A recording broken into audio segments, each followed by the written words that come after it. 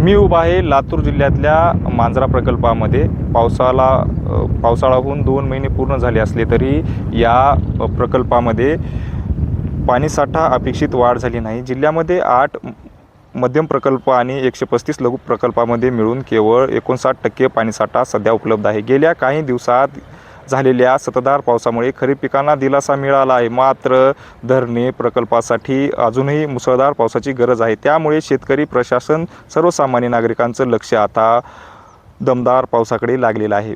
यामुळे पिण्याचा पाण्याची चिंता कायम असून गेल्या काही दिवसांमध्ये झालेल्या हलक्या आणि मध्यम स्वरूपाचा पाऊस म्हणावा तसा झाला नसल्याने जलसाठ्यामध्ये अपेक्षित वाढ झाली नाही।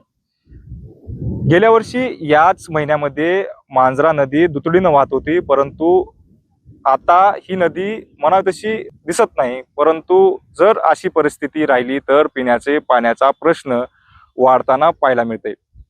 माणिक मुंडे, LS मराठी, लातूर।